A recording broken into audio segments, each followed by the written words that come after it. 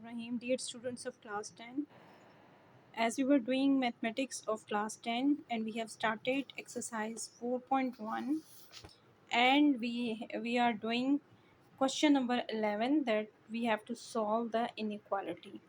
So the question is x plus 1 x minus 3 is greater than 0.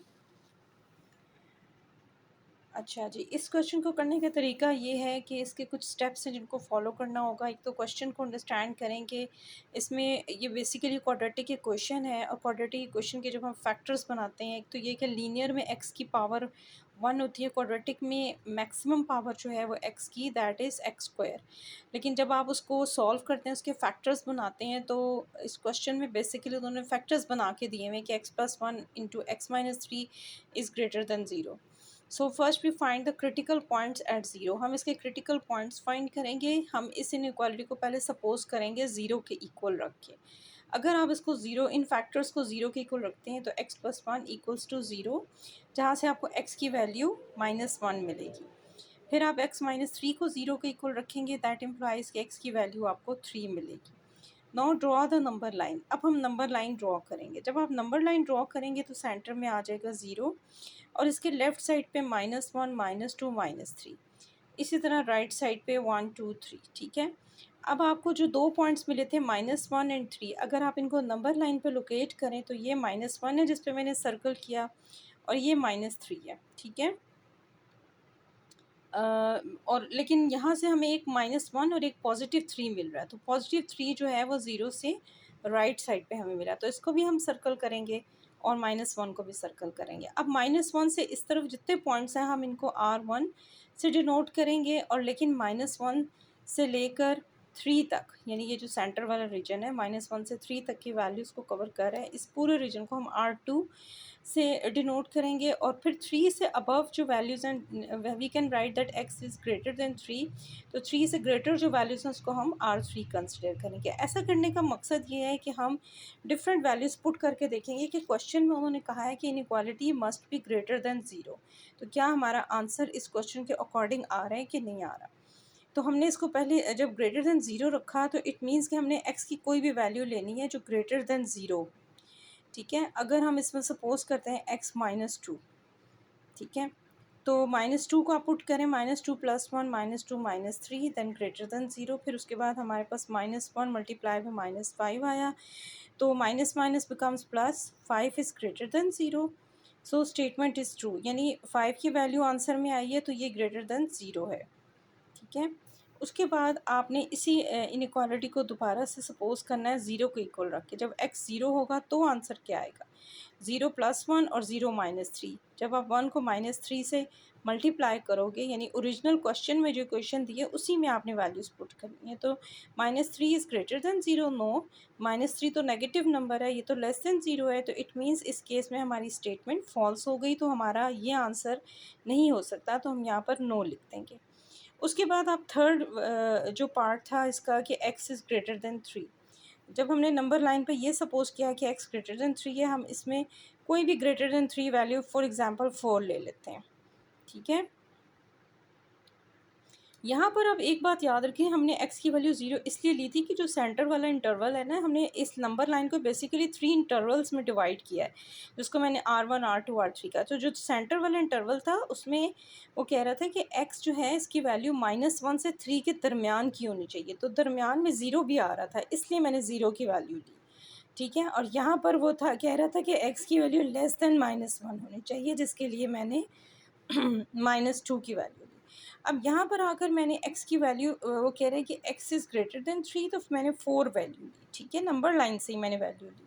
जब आप 4 इस inequality में, इस क्वाड्रेटिक इक्वेशन में पुट करेंगे तो 4 + 1 and 4 -3, 4 + 1 is 5 multiply by 1 is greater than 0, तो ये आ गया 5 1 times 5, 5 is greater than 0, yes it is greater than 0। तो दो केसेस ऐसे आए हैं जो ट्रू आए हैं, तो हम लिखेंगे so the statement is true that 5 is greater than 0, it means x greater than 3 वाला आंसर भी करेक्ट है, और हमारा यहाँ पर जो है ना x इज़ लेस दैन -1 वाला आंसर भी करेक्ट है। तो ये दोनों आंसर हमारे करेक्ट हैं।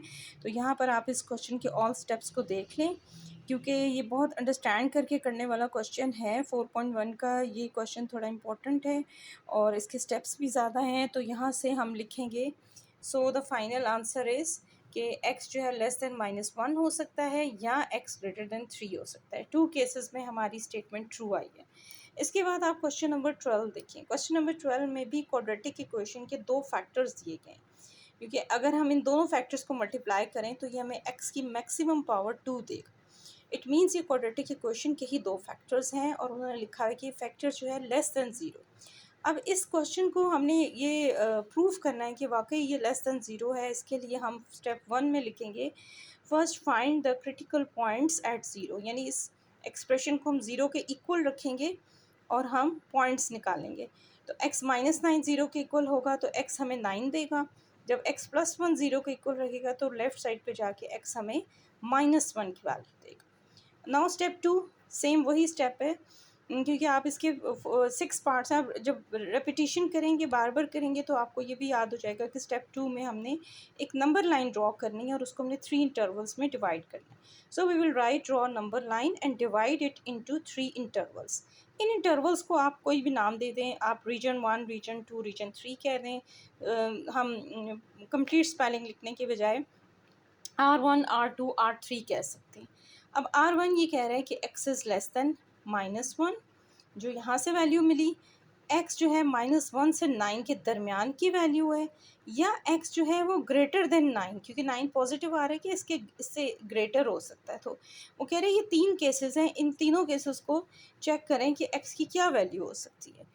तो नंबर लाइन ड्रॉ की, ठीक है। एक वैल्यू हमें -1 मिली थी, उस पर सर्कल किया।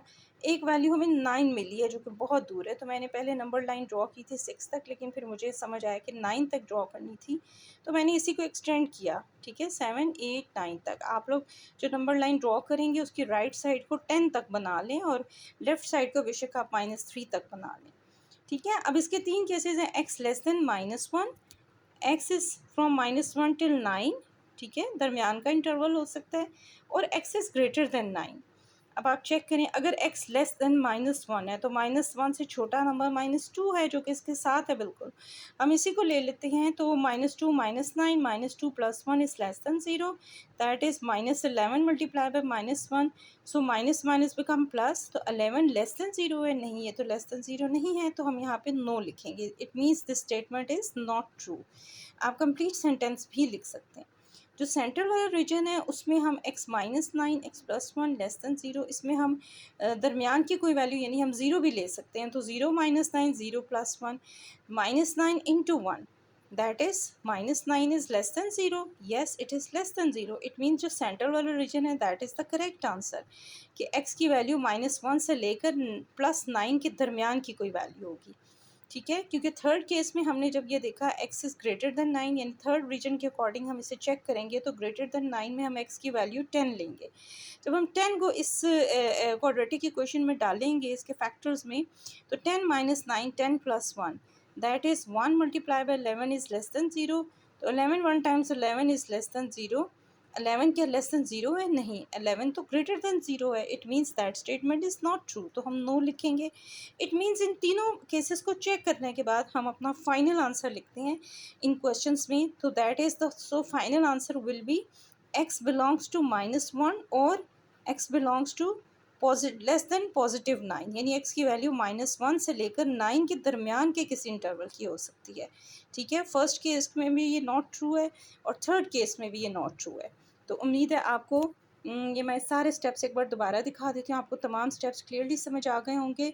अगर आपको ये दोनों question they were little bit lengthy, दोनों क्वेश्चन अच्छे तरीके से अंडरस्टैंड हो जाएं, तो आप कमेंट बॉक्स में सिर्फ अंडरस्टैंड लिखते हैं या अंडरस्टूड लिखते हैं, ठीक है। और वीडियो पसंद आई हो तो चैनल को सब्सक्राइब करें, वीडियो को लाइक करें। Thank you so much. अल्लाह हाफिज़।